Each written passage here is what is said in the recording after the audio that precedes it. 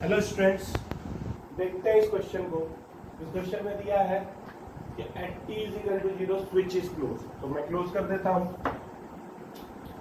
तो फाइंड करना है current through each element at t is equal to 0। t is equal to 0 पे निकाला है।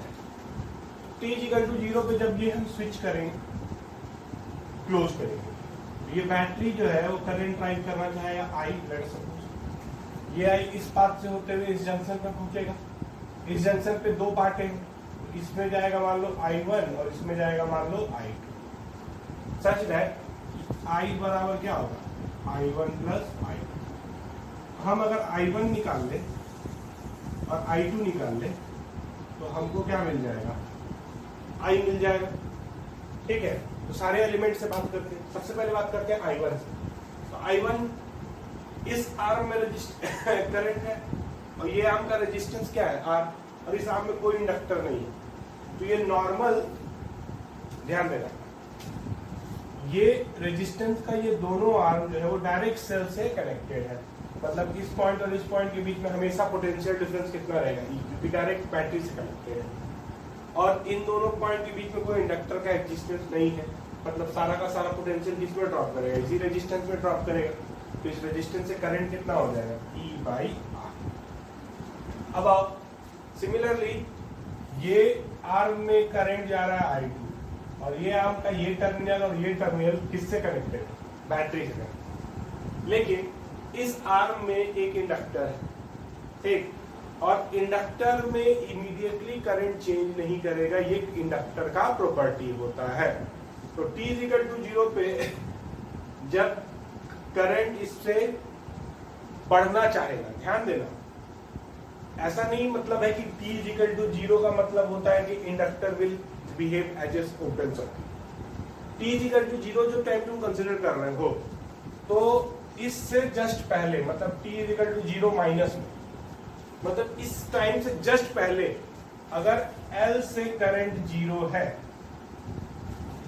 तो t is equal to 0 plus में भी L से करंट 0 ही होगा, इमीडिएटली चेंज नहीं होगा। मतलब इमीडिएटली इससे करंट चेंज। और वही चीज अगर t is equal to 0 minus में L से करंट अगर I0 है तो t is equal to 0 plus में भी L से करंट I0 ही होगा, immediately no changes will occur to the inductor. In fact अब यहां पे आओ, इसमें से कोई करंट नहीं पास कर रहा था क्योंकि स्विच जो था वो ओपन था।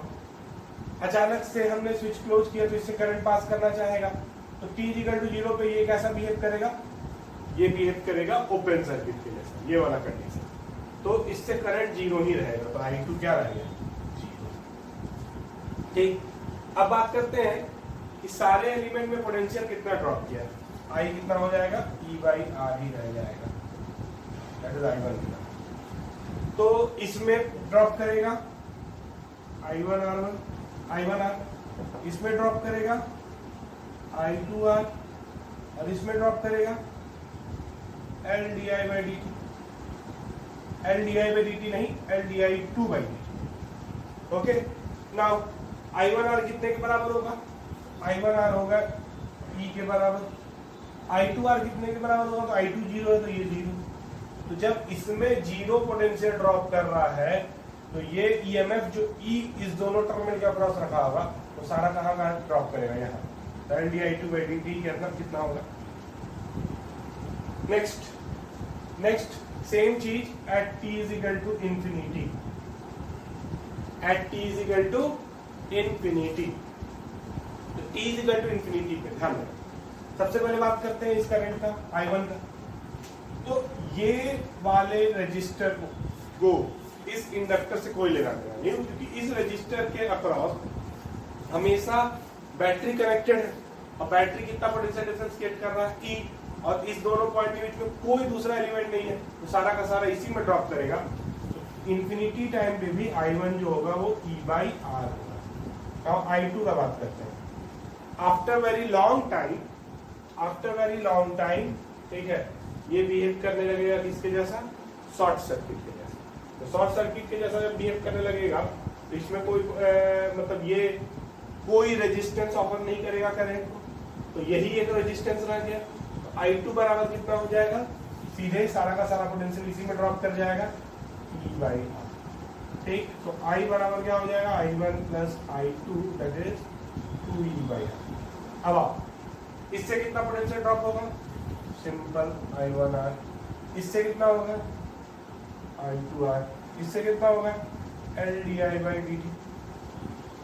ठीक, तो I1R कितना होगा E, I2R कितना होगा E, LdI बाई dt क्या होगा। ध्यान देना at t is equal to infinity ये स्टेडी स्टेट अटेन कर लेगा। t is equal to infinity का मतलब हुआ यहाँ पे स्टेडी स्टेट हो गया, और स्टेडी स्टेट होने का मतलब हो गया कि I कांस्टेंट हो गया। अब I कांस्टेंट हो गया तो dy बाई dt जीरो, ऐसे भी ये जीरो। ठीक है, और एक case last, t is equal to t पे क्या लिखोगे, तो t is equal to t पे ना सिंपल सा बात है, I1 तो कभी चेंज कर नहीं रहा, इंफिनिटी पे भी E बाई आर था, जीरो पे भी E बाई आर था। बात करेंगे t is equal to t पे, तो t is equal to t पे भी E बाई आर होगा क्योंकि इसके अक्रॉस हमेशा EMF E। बात करते हैं I2 पे, तो I2 t is equal to zero पे जीरो था, t is equal to infinity पे E बाई आर था, मतलब इसका जो इंक्रीमेंट होगा वो एक्सपोनेंशियल ऐसे ही होगा, ये E बाई आर, ये जीरो, इसका एक्सप्रेशन आएगा I2 बराबर E by R 1 minus e to R minus t by tau. अब टाउ क्या होगा, टाउ क्या होगा इस सर्किट, ध्यान दीजिएगा। टाउ के लिए ना तरीका हम लोगों ने थेवेनिन्स रूल बताया था, ठीक है, कैपेसिटर में, वही रूल थेवेनिन का हम लोग को निकालना है।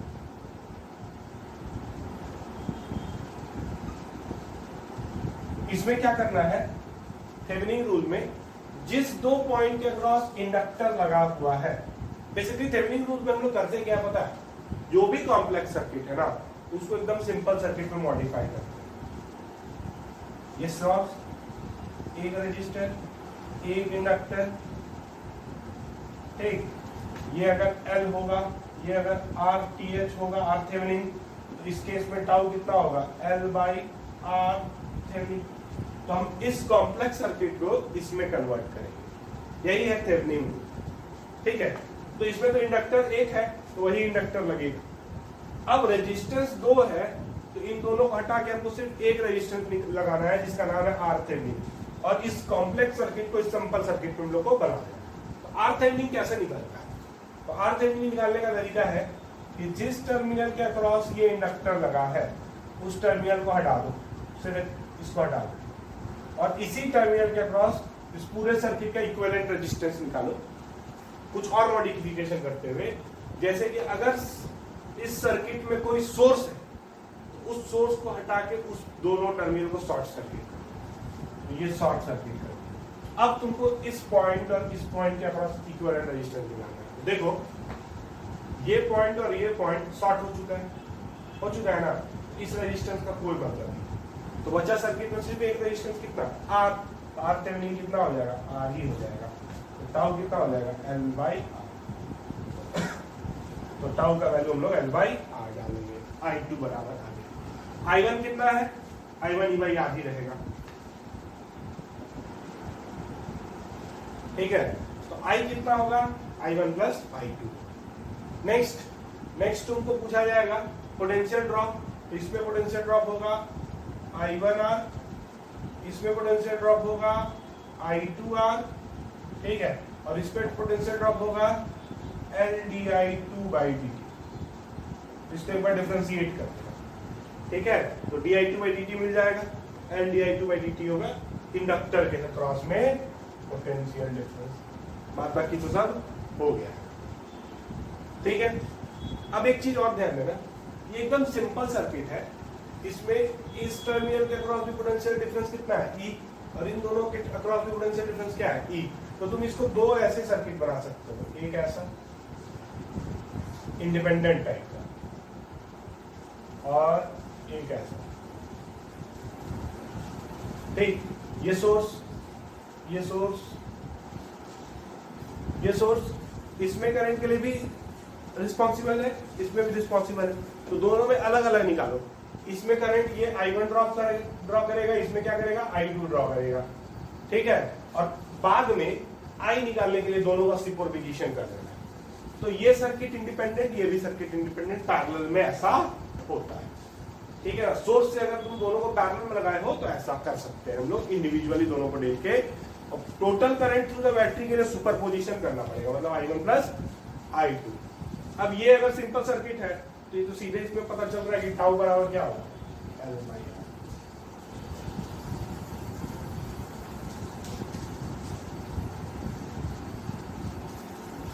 अब देखो पिछले ही क्वेश्चन में भी हम लोग है, पिछले क्वेश्चन में हम लोग स्टेडी स्टेट तक पहुंच गए थे।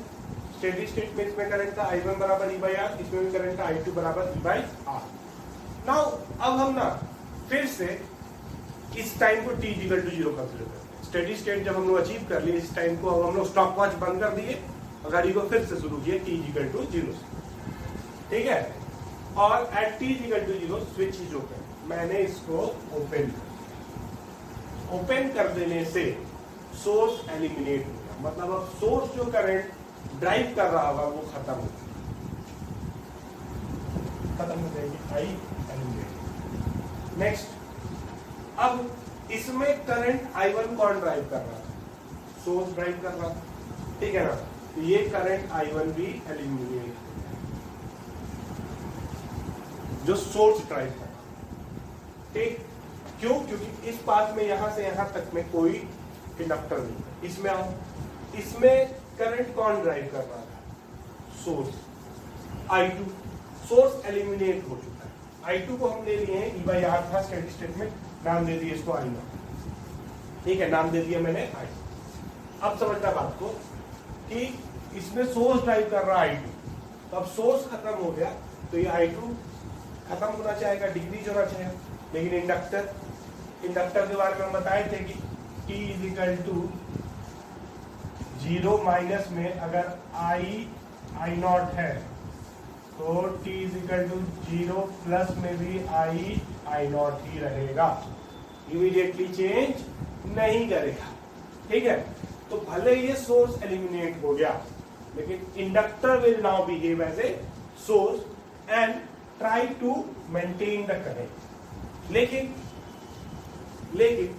ये इंडक्टर जो करंट ड्राइव करना चाहेगा तो इसका एनर्जी, क्योंकि हमको पता है कि इसके पास एनर्जी अब स्टोर, जब इससे I2 करंट पास हो रहा है तो इसके पास एनर्जी स्टोर हो चुका है ½LI2², ठीक है। तो अब इस एनर्जी के चलते ये एक EMF का सोर्स के जैसा बिहेव करेगा, ठीक है, जिसका नेगेटिव टर्मिनल ये, पॉजिटिव टर्मिनल ये बनेगा, ऐसा, ठीक है। और ये सर्किट में करंट ड्राइव है, लेकिन एनर्जी का डिसिपेशन होगा, क्योंकि करंट अगर रेजिस्टेंस से पास कर रहा है तो बैटरी जैसा सोर्स नहीं है ना, इसमें एक कांस्टेंट एनर्जी था जो कि डिक्रीज करेगा, हेंस इन दोनों रेजिस्टर से करंट डिक्रीज करना। एक बात याद है, inductor always try to maintain its current, लेकिन वो तभी मेंटेन कर सकता है ना जब उसके लिए कोई ना कोई क्लोज पाथ में मौजूद हो। तो ये क्या करेगा, करंट को ड्राइव करना चाहेगा, जो करंट ड्राइव होगा वो इस रास्ते से आएगा, इस रास्ते से आएगा, इस रास्ते से। याद रखिएगा, इंडक्टर अपने से इमीडिएटली करंट नहीं डिक्रीज करने देगा, तो इससे करंट I2 इधर था तो ये I2 को मेंटेन रखेगा, I2 बराबर I0, ठीक है। और इस रास्ते से फ्लो करेगा, क्लोज पाथ बन गया, क्लोज पाथ बन गया ना, तो t इक्वल टू 0 पे नहीं चेंज करेगा, ठीक है। तो दोनों रजिस्टर से करंट जो होगा वो I2 होगा, और कितने के बराबर होगा, I0, दैट इज E/R। और वो इस रास्ते से होते हुए, इस रास्ते से होते हुए, इस रास्ते से, मतलब ये इस रजिस्टर से भी करंट होगा। 0 माइनस में करंट इधर था, 0 प्लस में करंट इधर हो जाएगा, कितना, E/R, इससे भी करंट, लेकिन इसका एनर्जी डिक्रीज करेगा और ये करंट भी डिक्रीज करेगा। तो at t equal to infinity, ये t इक्वल टू 0, ठीक है, ये t equal to infinity, t equal to infinity पे सारा एनर्जी खत्म हो जाएगा, तो I1 बराबर I2 बराबर 0, ठीक। पोटेंशियल ड्रॉप निकाल लोगे, कैसे निकालोगे, t इक्वल टू 0 में, तो इसमें पोटेंशियल ड्रॉप होगा I2R, इसमें भी पोटेंशियल ड्रॉप होगा I2R, ठीक। तो तुम इसमें लगा दो क्या, ध्यान देना, इन दोनों में I2R और I2R पोटेंशियल किसके चलते ड्रॉप हुआ? किसके चलते? तुम्हारा इंडक्टर के चलते। ये होगा VL, तो दैट इज I2R जो होगा वो भी E होगा, ये भी I2R होगा E, तो VL बराबर हो जाएगा 2E, this is equal to LDI by 2E। ठीक है, इंफिनिटी पे सब जीरो। ठीक, अब अगर हमको लिख रहा है current as a function of time, मतलब at t is equal to general लिख रहा है as a function of time, ध्यान देना maximum current E by R था, से कहाँ गया? जीरो तक। ऐसा ग्राफ होगा I नॉट से जीरो, तो फंक्शन क्या बन जाएगा? I naught e to power minus t by tau. I बराबर I1 बराबर I2 बराबर जो भी है, ये कर सर्किट में करंट जो होगा वो ये फंक्शन मिलेगा। और टाउ कितना होगा? ध्यान दीजिएगा, टाउ एक लूप है, इस लूप में दो रेजिस्टेंस है R और R, तो R प्लस R कितना हो जाएगा? 2R। तो इस पर टाउ जो होगा जरूरी नहीं है कि डीके सर्किट और ग्रोथ सर्किट में same tau L by 2R होगा। क्यों ऐसा हुआ? क्योंकि ये रेजिस्टेंस R, ये रेजिस्टेंस R, ये दोनों सीरीज में, करंट सेम है ना, सेम लूप है, तो R प्लस R 2 है, तो टाउ कितना हो जाएगा? L बाई, ये का। चलो एक सेम जैसा क्वेश्चन है, लेकिन मैंने यहाँ पे एक रेजिस्टेंस बढ़ा दी। ठीक है, t इक्वल टू 0 के स्विच को मैंने क्लोज किया। बताना है सारे एलिमेंट से t इक्वल टू 0 पे करंट, t इक्वल टू 0 पे सारे एलिमेंट से करंट क्या होगा? t इक्वल टू 0 लिखते हैं, तो ये बैटरी है, ये ड्राइव किया I, इधर भी आई जाएगा, इधर भी आएगा, इधर जाएगा I1, इधर जाएगा I2, सच दैट कि I बराबर I1 plus I2।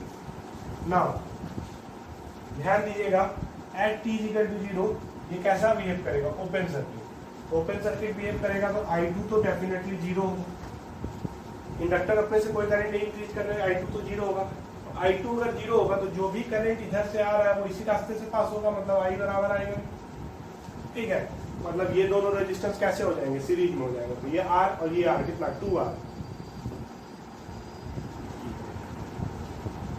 Potential drop इससे I1R, इससे मतलब IR, इससे I1R, इससे I2R, इससे LDI/dt। अब ध्यान दीजिएगा इस बार ये रेजिस्टेंस और ये पॉइंट पैरेलल है, मतलब ये रेजिस्टेंस और ये रेजिस्टेंस इंडक्टर का कॉम्बिनेशन पैरेलल में है, लेकिन ये दोनों सेल से डायरेक्टली कनेक्टेड नहीं। लेकिन एक बात याद रखिएगा, ये मान लो 1 2 है तो ये भी 1 2 होगा, मतलब इस पॉइंट और इस पॉइंट के अक्रॉस जितना पोटेंशियल डिफरेंस होगा वही पोटेंशियल डिफरेंस इस दोनों के अक्रॉस होगा। तो इसको मैंने क्यों बताया? इसलिए बताया ना कि करंट पता होने के चलते इस रेजिस्टेंस से तुमको पोटेंशियल डिफरेंस पता है, इस रेजिस्टेंस से पोटेंशियल डिफरेंस पता है, इस रेजिस्टेंस से पोटेंशियल डिफरेंस पता है, इससे कितना होगा? तो याद रखना, इसमें जो हो मान लो VR होगा, इसमें कितना होगा? VL होगा। VR प्लस VL हमेशा इसमें जितना ड्रॉप कर रहा है उतना ही कितना होगा। इसमें कितना ड्रॉप कर रहा है? I1 R ड्रॉप कर रहा है, और शुरू में I1 R कितना होगा? E/2। इसमें कितना ड्रॉप कर रहा है? E/2 ड्रॉप कर रहा है। दिमाग में रखिएगा इस बात को, ठीक है। तो इस पॉइंट और इस पॉइंट पे भी कितना ड्रॉप कर रहा है? E/2। अब याद रखना t इक्वल टू 0 पे I2 0 है, ठीक है, तो VR कुछ नहीं है, I2R है। VR कुछ नहीं है, I2R, तो t इक्वल टू 0 पे I2 0 है सारा का सारा VL जो है वो E/R ही लगेगा, बाकी सबसे तो निकल ली। ये t इक्वल टू 0 का, ठीक। t इक्वल टू इंफिनिटी पे बताते हैं, इंफिनिटी पे ये कैसे बिहेव करने लगेगा? शॉर्ट सर्किट, तो ये रेजिस्टेंस कैसा हो जाएगा सिस्टम? ऐसा system R R R E, ठीक है। तो ये करंट ड्राइव कर रहा है I, ठीक, यह डिस्ट्रीब्यूट होगा I1 I2, तो I1 बराबर I2 होगा, क्योंकि दोनों सेम रेजिस्टेंस है, वो होगा I/2। अगर इधर से I आ रहा है तो दोनों में बराबर बटेगा, I/2। ओके,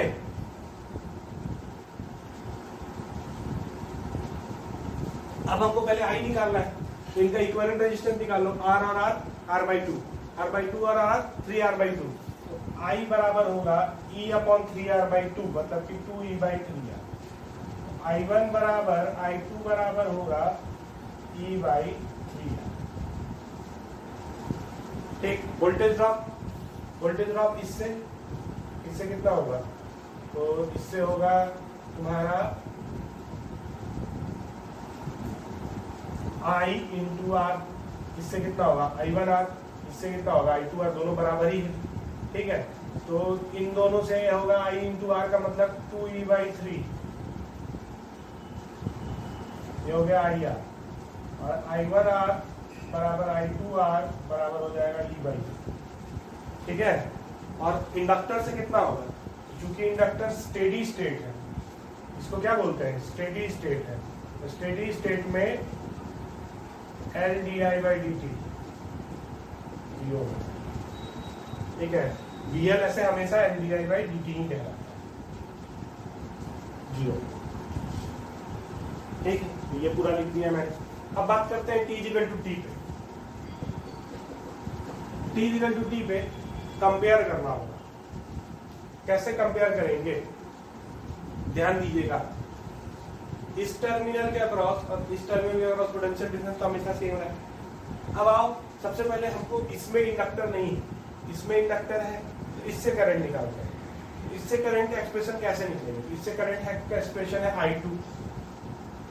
I2 का मैक्सिमम वैल्यू कितना है, I2 का मैक्सिमम वैल्यू है E/3 है। T = 0 पे देखो I2 कितना था, 0। T = इन्फिनिटी पे कितना हो गया, E/3 है। तो पीक वैल्यू कितना हो गया, E/3 है। तो 0 से E/3 गया, तो E - E⁻³ -T/r हो गया, ये एक्सप्रेशन I2 का। ठीक है, अब आओ I2, तो टाउ क्या होगा इसमें, टाउ के लिए हमको फिर से क्या निकालना होगा, L/R थेवेनिन। R थेवेनिन के लिए क्या करना है, इसको हटाना है, और इसके अक्रॉस हमको इक्विवेलेंट रेजिस्टेंस निकालना है। ठीक, सर्किट में अगर किसी पोजीशन पे सोर्स है, उसको भी एलिमिनेट करके उस पॉइंट को शॉर्ट सर्किट कर देना। तो इसके अबाउट अगर तुमको निकालना हुआ इक्विवेलेंट रेजिस्टेंस, तो ध्यान देना, ये पॉइंट और ये पॉइंट के अक्रॉस निकालने के लिए ये टर्मिनल के अक्रॉस ये रेजिस्टेंस भी है, क्योंकि इसको शॉर्ट सर्किट कर दिए, और ये रेजिस्टेंस भी है, ये दोनों पैरेलल, R और R, R/2 और R सीरीज में हो गया, तो 3R/2, तो R थेवेनिन 3R/2 हो जाएगा, तो 2L/3R हो गया R थेवेनिन। तो तुम्हारा फंक्शन हो गया ये, टाउ के जगह पे लगा दोगे 2L/3R, ये फंक्शन। अब निकालते हैं हम लोग क्या, अब निकालते हैं हम लोग I1।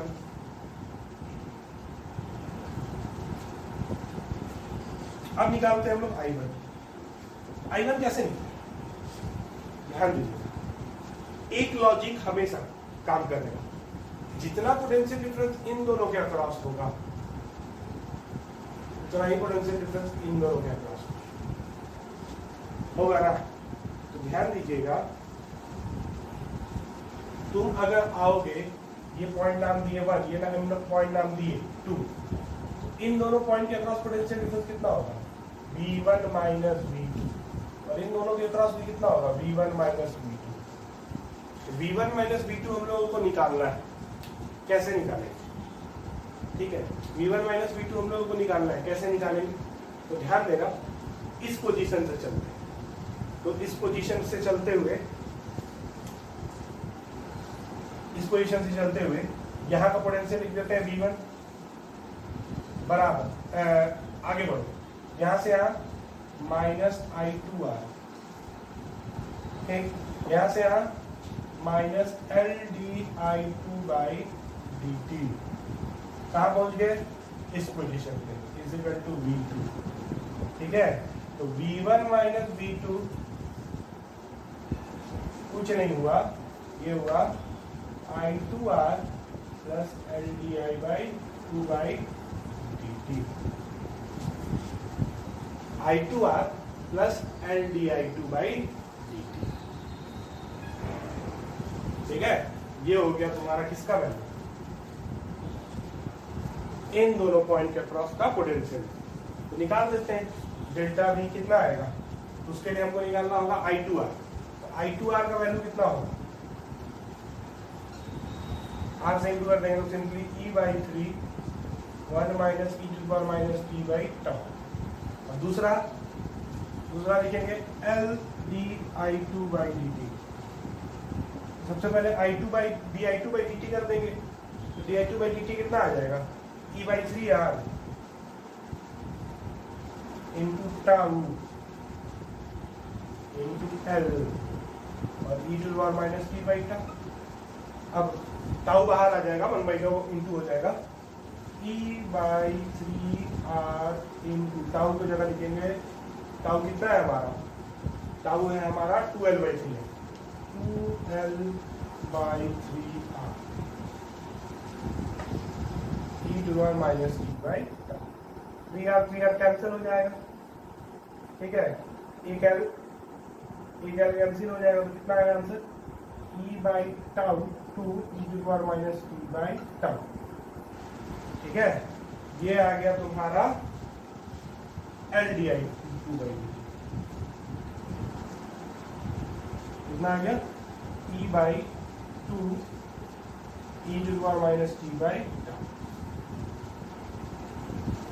तो प्लस करो, इन दोनों को प्लस करो, तो क्या आएगा, E/3 minus E/3 e to the power minus t by tau plus E/2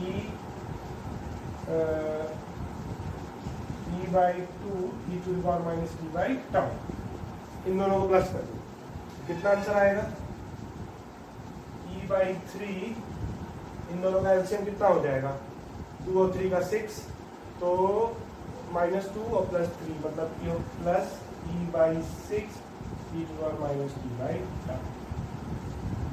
ये हो गया पोटेंशियल इन दोनों पॉइंट के अक्रॉस। ठीक है, तो इन दोनों के अक्रॉस अगर ये पोटेंशियल है, इसके अक्रॉस भी यही पोटेंशियल, ठीक है, इसके अक्रॉस भी यही पोटेंशियल है। इसके अक्रॉस अगर यही पोटेंशियल होगा तो इसके अक्रॉस करंट कितना होगा, तो सीधे I2 बराबर होगा V12 अपॉन, सॉरी ये I1 है ना, इसमें डिवाइड कर दो, क्या आएगा, E/3R plus E/6R e to the power minus t by. अब देख लेते हैं क्या ये एक्सप्रेशन इसको और इसको सेटिस्फाई कर रहा है। तो t = 0 पुट कर दो, t = 0 जब पुट करोगे ना तो ये 1 हो जाएगा, E/3R प्लस E/6R, एलसीएम कितना हो जाएगा, 6R, तो 2E/6R मतलब कि 3E/6R। इन दोनों को प्लस कर दोगे, क्या किए हम लोग, हम t = 0 पे देख रहे हैं, हम t = 0 पे I1 का वैल्यू कितना निकाले, E/2R। देख रहे हैं कि ये वैल्यू क्या इस एक्सप्रेशन को सेटिस्फाई कर रहा है, तो क्या करेंगे, इस एक्सप्रेशन को सेटिस्फाई कराने के लिए t का वैल्यू 0 पुट कर देंगे। तो t का वैल्यू अगर 0 पुट कर देंगे तो ये पूरा क्या हो जाएगा, 1 हो जाएगा। तो आंसर हो जाएगा E/3R प्लस E/6R, और E/3R प्लस E/6R कुछ नहीं होगा, E/2R होगा। एलसीएम हो जाएगा 6R, तो 2E प्लस E मतलब 3E/6R मतलब कि E/2R सेटिस्फाई कर रहे हैं। अब देखो तो क्या ये एक्सप्रेशन इंफिनिटी को सेटिस्फाई कर रहा है, तो इंफिनिटी पुट करो, तो पुट करेंगे तो इंफिनिटी के पूरा 0 हो जाएगा, तो क्या आएगा, E/3R। तो देखो I1 बराबर I2 बराबर E/3R था, t = इंफिनिटी। तो ये एक्सप्रेशन हो गया तुम्हारा I2 का, I1 का, और ये एक्सप्रेशन हो गया I2 का। अब तुमसे कोई एक्सप्रेशन पूछेगा I का, तो I के लिए रूल होगा I बराबर I1 प्लस I2। दोनों करंट को, इस एक्सप्रेशन को और इस एक्सप्रेशन को प्लस कर दो, ठीक है, इन दोनों को प्लस करने से जो एक्सप्रेशन आएगा वो I का, बट अब वो नहीं करूंगा मैं, वो आप लोग करेंगे। इसमें चीजें समझ में आई, टाउ कैसे निकाला। अब इसमें फिर से वही क्वेश्चन आएगा कि मैं इसको खत्म कर देता हूँ, ऑफ कर देता हूँ, तो ये वाला चीज खत्म हो जाएगा, ये वाला चीज भी हटा दो, लेकिन ये मेंटेन रहेगा t = 0। ठीक है ना, स्टेडी स्टेट के बाद ये मेंटेन रहेगा। और ये करंट कैसे ड्राइव होगा, तो ऐसे ड्राइव। इसी करंट के लिए फिर से एक्सप्रेशन लिखेंगे। इस करंट के एक्सप्रेशन में ध्यान दीजिएगा कि स्टेडी स्टेट में इससे करंट कितना था, E/3 आ, और t जगह टू इंफिनिटी पे जाके वो 0 होगा क्योंकि डिसिपेट कर जाएगा। तो एक्सप्रेशन क्या होगा, E/3R e⁻ t/τ। ठीक है, जब 0 से इंफिनिटी मतलब मैक्सिमम से 0 जाता है तो ये, जब 0 से मैक्सिमम जाता है तो ऐसा एक्सप्रेशन। तो E/3R e⁻ t/2 किससे, इंडक्टर से, और इंडक्टर वाला ही करंट इससे भी होगा और इससे भी होगा। ठीक है, टाउ क्या होगा यहाँ पे, टाउ जो होगा ये एक सिंपल 2 रेजिस्टेंस का सर्किट हो गया, L/2R। ये सीरीज में हो जाएंगे ये दोनों L/2, क्योंकि ये वाला पार्ट जो है वो एलिमिनेट हो चुका है। ये सब स्विच ओपन हो गया तो इस पार्ट में कोई करंट होगा नहीं, तो इस रेजिस्टेंस का कोई रोल नहीं, बस यही दोनों रेजिस्टेंस है। जैसे पिछले वाले में बनाए थे वैसे ही इसको बनाए। तो ऐसे हम लोग सर्किट को सॉल्व करें।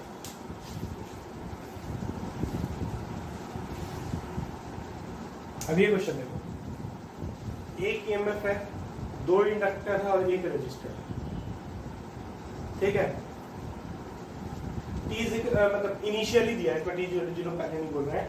इनिशियली 1-2 कनेक्टेड था और सिस्टम जो था स्टेडी स्टेट। तो 1-2 कनेक्टेड था, है ना, सिस्टम स्टेडी स्टेट, और t0 पर इन दोनों को डिस्कनेक्ट कर दिए। ठीक, तो t0 माइनस पे, 0 माइनस में मतलब स्विच ये दोनों टर्मिनल को ओपन करने से जस्ट पहले सर्किट में करंट कितना होगा, तो सर्किट में करंट होगा I0 बराबर E/R, क्योंकि स्टेडी स्टेट में ये शॉर्ट सर्किट के जैसा बिहेव करता है। तो शॉर्ट सर्किट है तो सर्किट में करंट I0 बराबर E/R। ठीक, अब t0 पे हम लोगों ने इसको ओपन कर दिया, पाथ खत्म, सोर्स खत्म, इन दोनों को कनेक्ट कर दिया, मतलब कि क्लोज पाथ तो मैंने रह लिया। इससे करंट था I0, इससे करंट था। ठीक है, अब क्या होगा कि ये करंट I0 इससे पास करना चाहेगा, लेकिन ये इंडक्टर से तो कोई करंट नहीं पास कर रहा था। क्यों, क्योंकि स्विच तो ऐसा था ना, ये ओपन था ये क्लोज था, तो इससे तो कोई करंट नहीं पास करना चाह रहा था। ठीक है, और इससे करंट I0 पास कर रहा था। जैसे ही मैंने स्विच को ये हटाया और ये लगाया, इससे तो I0 मेंटेन रहेगा, तो इससे अगर I0 मेंटेन रहेगा तो इससे भी I0 मेंटेन रहेगा, है ना। लेकिन फिर ये बात हमारा वायलेट हो रहा है। क्या वायलेट हो रहा है कि भाई इसमें अचानक से करंट I0 हो गया। ठीक है, ध्यान देना, जब सिस्टम में एक इंडक्टर रहता है तो उसको हम लोग करंट सेम रख के सेटिस्फाई कर देते हैं, लेकिन जब 2 इंडक्टर आ गया ना तो सेम करंट ही रहेगा, ये चीजों को कॉन्ट्राडिक्ट कर देगा, वायलेट कर देगा। तो इसका सबसे बेसिक आइडिया क्या रहेगा कि तुम जब भी स्विच चेंज करोगे, है ना, initial flux will be equal to final flux. ठीक है, मतलब इनिशियल फ्लक्स मतलब at t is equal to 0 minus और at t is equal to 0 plus. Immediately का बात कर रहे हैं, इमीडिएटली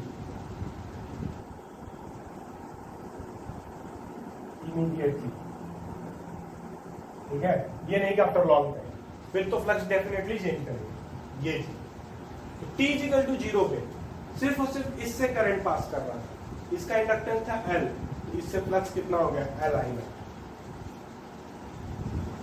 ठीक, जैसे ही स्विच को ऑफ किए, मतलब ये इसको ऑफ किए, इसको क्लोज किए, फाइनल प्लस क्या हो जाएगा, तो सर्किट में करंट डेफिनेटली बदलेगा। इसमें भी आई तो इसमें भी आई होगा, क्योंकि एक ही पाथ हो गया, ये आई, तो इससे फ्लक्स Li, इससे flux Li, total flux 2Li। समझ गए, 2Li।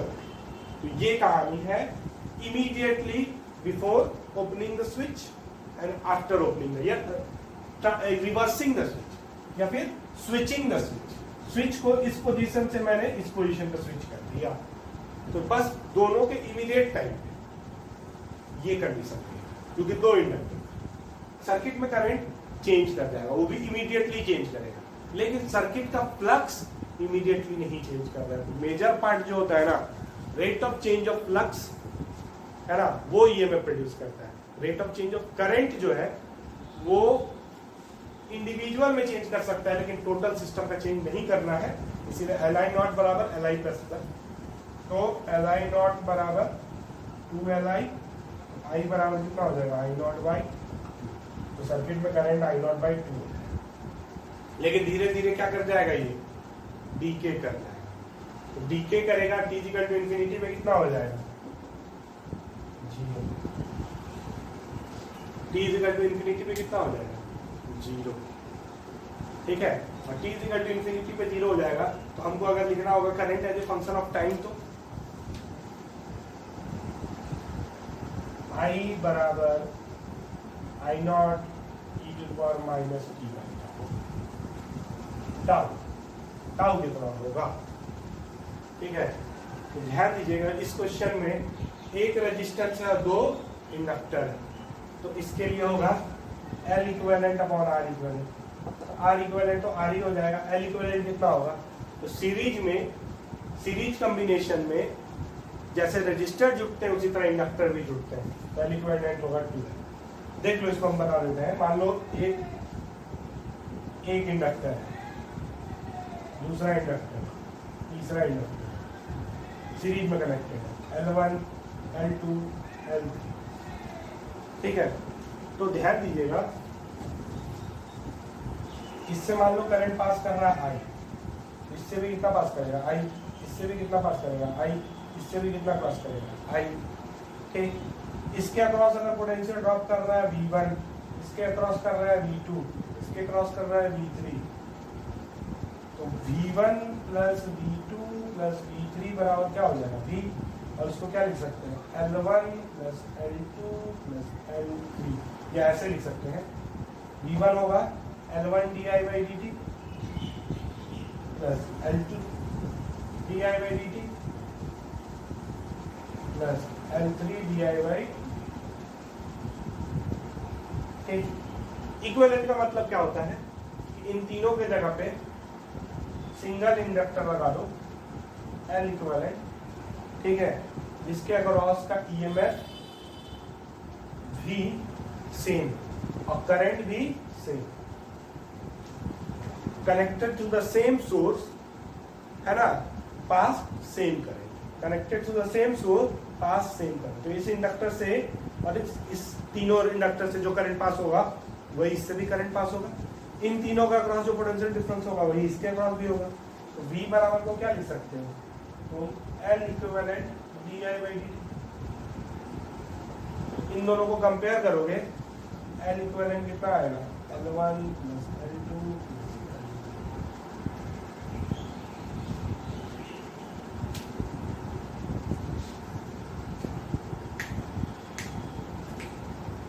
ठीक है, तो सिंपली टाउ इसका तुमको मिल गया।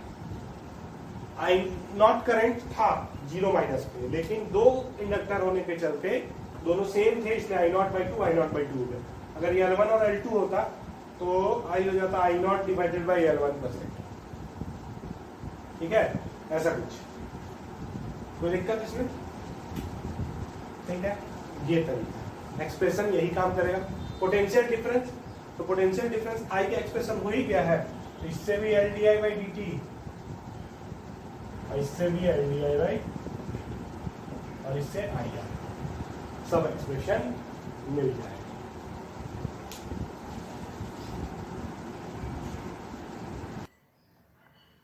ध्यान देना, inductors in parallel, let's suppose कि तीन इंडक्टर लिए हैं L1 L2 L3 पैरेलल में है। ठीक, हमको इनका इक्विवेलेंट निकालना है कि अगर ये पैरेलल में रहेंगे तो इन तीनों को हटा के हमको एक इंडक्टर लगाना है, नाम होगा L इक्विवेलेंट, सच दैट कि इन तीनों से अगर करंट पास कर रहा है I, तो इससे भी कितना पास करे I, और इनके टर्मिनल के अक्रॉस अगर ईएमएफ है E, तो इसके भी टर्मिनल के अक्रॉस ईएमएफ कितना होगा E।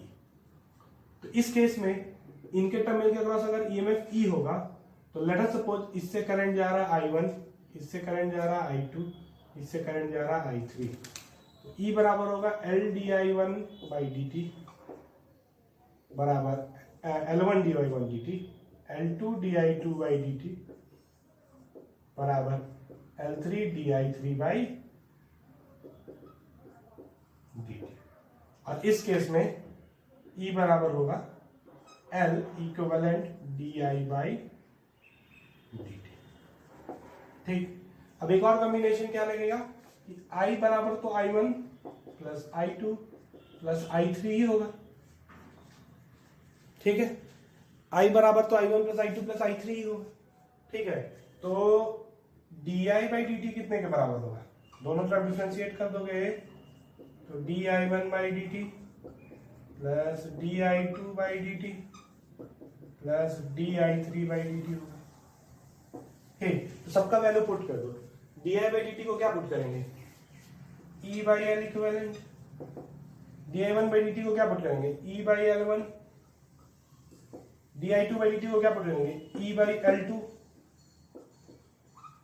di3 को क्या करेंगे? E/L3। तो क्या मिला?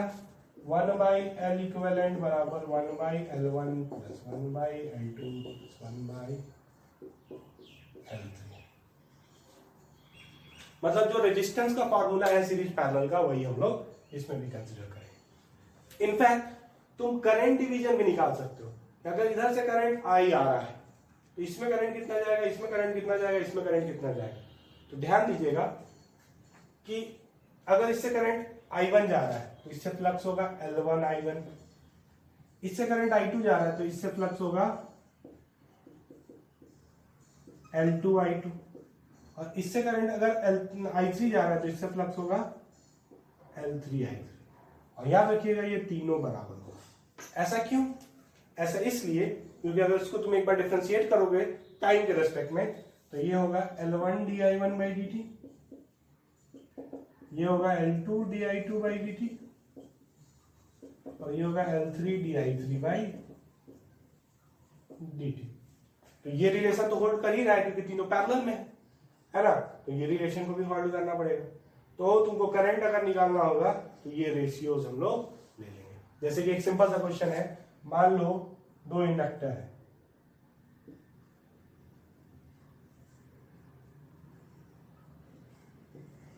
दोनों पैरेलल में, और एक कांस्टेंट करंट सोर्स है।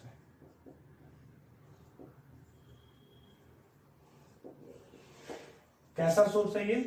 कांस्टेंट करंट, मतलब constant current I not drive करा रहा है सर्किट में।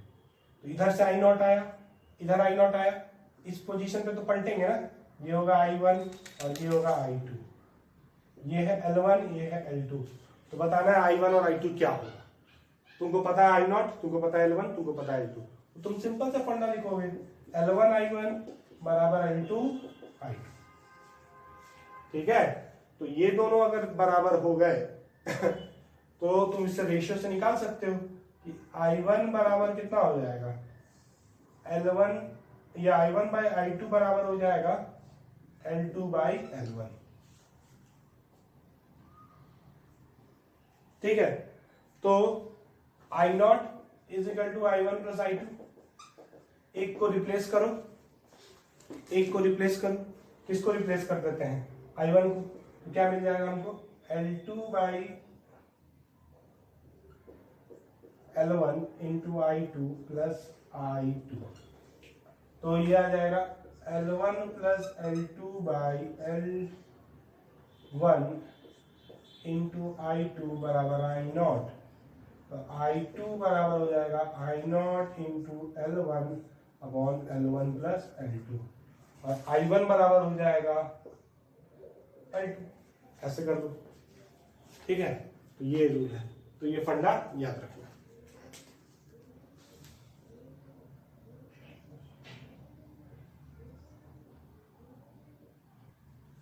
ये क्वेश्चन देखो, ये एक ऐसा सोर्स है जो हमेशा जब भी ड्राइव करेगा सर्किट में कांस्टेंट करंट ड्राइव करेगा I0।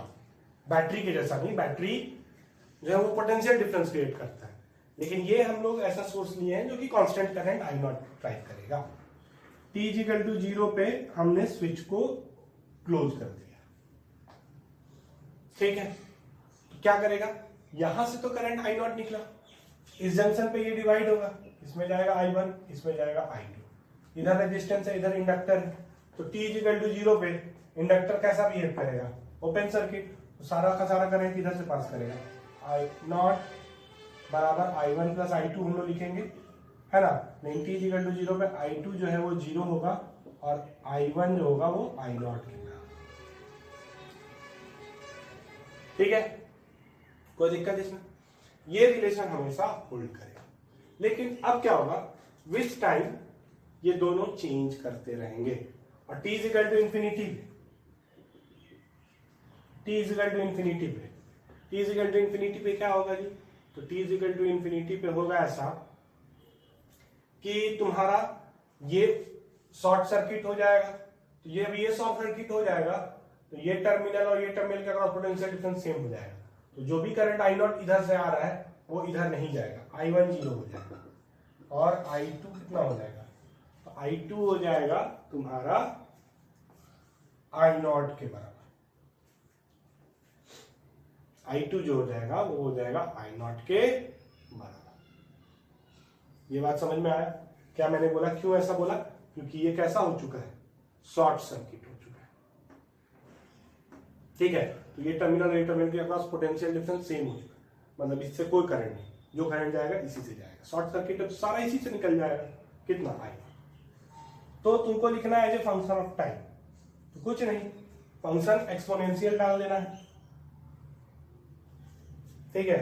इसके लिए थ्रू इंडक्टर का ना, तो t इक्वल टू 0 पे 0 था और ये कितना हो गया I नॉट हो गया, तो क्या लिखोगे इसका इक्वेशन, I2 बराबर I not 1 minus e to the power minus t by tau, tau RThevenin लगा देंगे, इसको शॉर्ट सर्किट करंट का सोर्स को शॉर्ट सर्किट कर देंगे तो आ जाएगा L बाई R, ठीक है। तो I2 बराबर आ गया I not 1 minus e to the power minus t R by L, ठीक। नेक्स्ट I1, तो ये रिलेशन हमेशा होल्ड करेगा, तो I1 बराबर होगा I naught minus I2, this will give you I naught e to the power minus t by tau, ये हो गया I1, ठीक है, ये हो गया। एक क्वेश्चन तुम लोग को ऐसा भी मिल सकता है कि मान लो एक ऐसा सर्किट दे दिया, ये एक सोर्स है, ये लगा दिया एक रजिस्टर R और एक कैपेसिटर C, और ये लगा दिया एक रजिस्टर R और एक कैपेसिटर इंडक्टर L। तुमको बोलेगा find the current as a function of time through the source.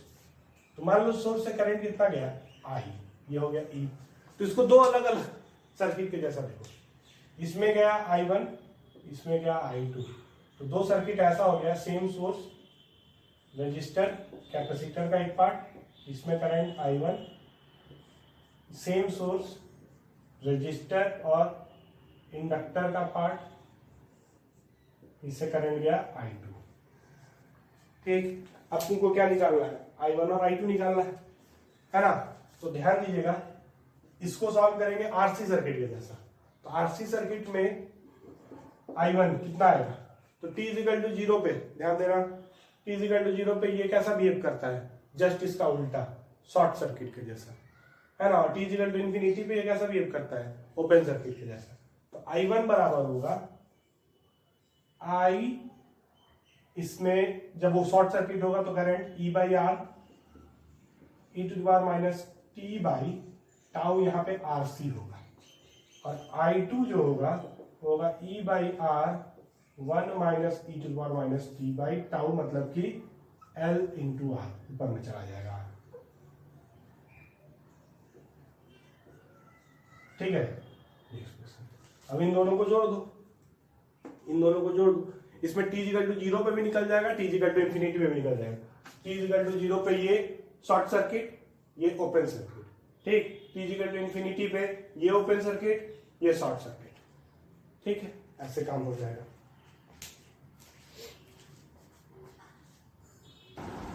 अब ये क्वेश्चन देखो, एक इस तरह का क्वेश्चन भी मिलेगा। एक सर्किट का पार्ट दिया है, टर्मिनल ए और बी के बीच में एक इंडक्टर है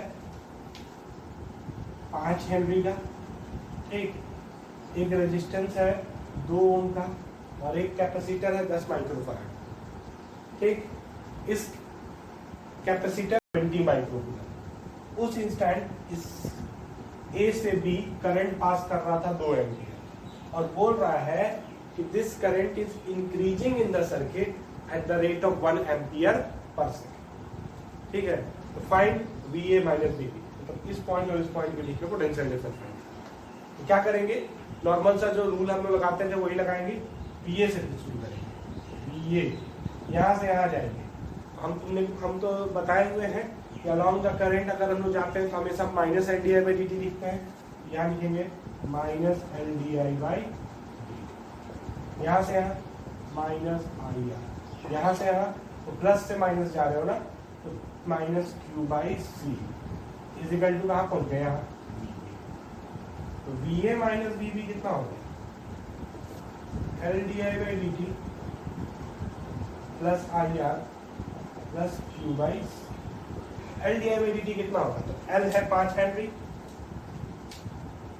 अब D I by D T तुमको प्लस लिखना है या माइनस लिखना है वो देखना होगा कि इंक्रीजिंग है या डिक्रीजिंग।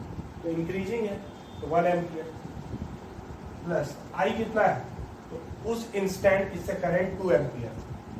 ठीक है, तो 2 इंक्रीज कर रहा है 1 एम्पियर पर सेकंड से, मतलब 1 सेकंड के बाद ये 3 एम्पियर हो जाएगा। लेकिन जिस इंस्टेंट में हम देख रहे हैं ना, उस इंस्टेंट पे ये 2 एम्पियर। ठीक है, 2 इंटू रेजिस्टेंस कितना है 2 plus Q by C 20 by 10 equal to कितना आ गया 5 प्लस 4 और प्लस 2 11 वोल्ट इज योर। उसी तरह ये क्वेश्चन है, ये क्वेश्चन में डी टर्मिनल से करंट निकला कितना 10 एम्पियर। ठीक, और भी टर्मिनल देखिए दिए हुए हैं, बी है, ई है, सी, ए है और सी। तो तुमको बताना है बीई, बीबी, बीसी और बीडी का पोटेंशियल कितना होगा। ठीक है, ध्यान दीजिएगा, तुमको ये पोटेंशियल पूछ रहा है। हम लोग जनरली पोटेंशियल डिफरेंस निकालते हैं। पोटेंशियल अगर पूछ रहा है तो डेफिनेटली किसी ना किसी पॉइंट का पोटेंशियल हम लोग डिफाइन किए होंगे। तो देखो यहाँ पे डिफाइन किए हैं, बी ए जो है वो 0, मतलब ये अर्थ किया हुआ है, तो इसका पोटेंशियल 0 वोल्ट।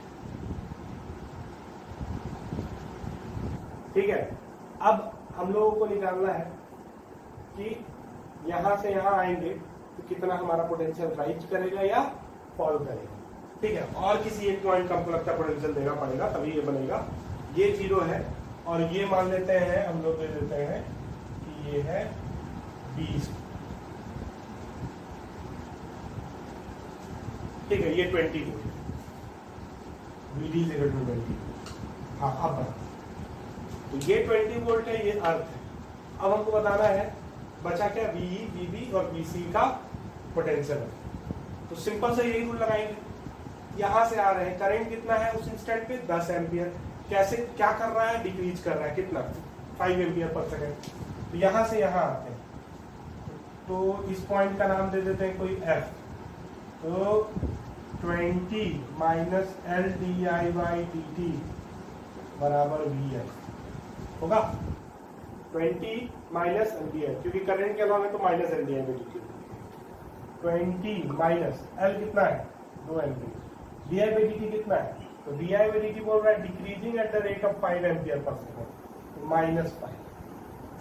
ठीक है, तो डिक्रीजिंग का मतलब क्या हुआ, माइनस। ठीक है ना, तो 2 इंटू -5 -10 हो गया, तो 20 और -10 मतलब कितना हो जाएगा, VS बराबर 30, मतलब इस पॉइंट का पोटेंशियल 30 वोल्ट हो गया।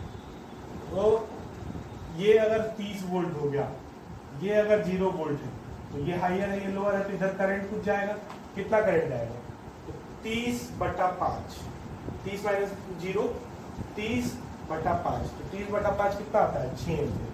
इधर कितना गया 6, इधर कितना जाएगा, तो इधर से आया है तुम्हारा कितना, ठीक है, इधर से तुम्हारा आया है 10 एम्पियर, इधर गया 6 एम्पियर, इधर जाएगा तुम्हारा 4 एम्पियर।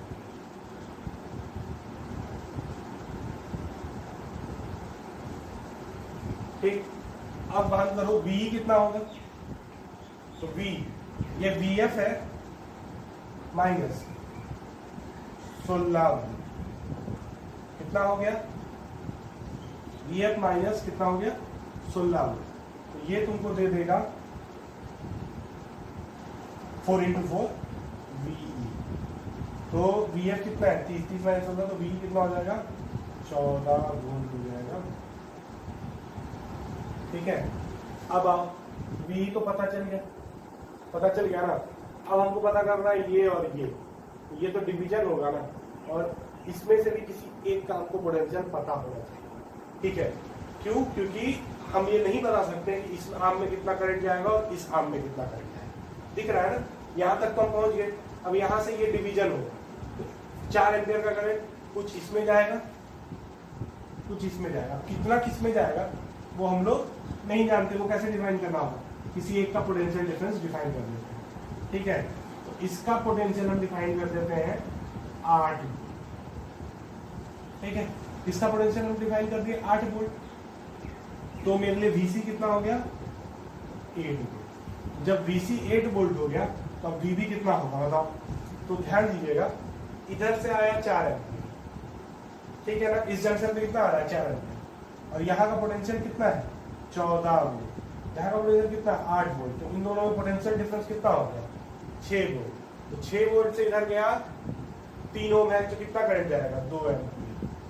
तो इसमें भी कितना जाएगा 2 एम्पियर।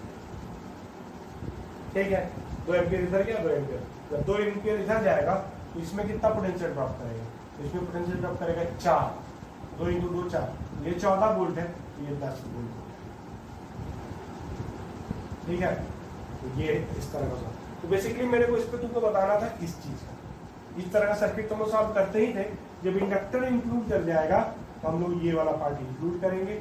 अब इसमें minus LdI/dt along the current लेंगे। अब करंट इंक्रीजिंग होगा तो dI/dt पॉजिटिव होगा, करंट डिक्रीजिंग होगा तो dI/dt नेगेटिव। चलो, अब हम लोगों का 2 टॉपिक बचा हुआ है इस चैप्टर में। एक चैप्टर, दोनों छोटा छोटा टॉपिक है, म्यूचुअल इंडक्टेंस और तुम्हारा LC सर्किट। ये दोनों डील करके फिर हम लोग AC चैप्टर पढ़ेंगे।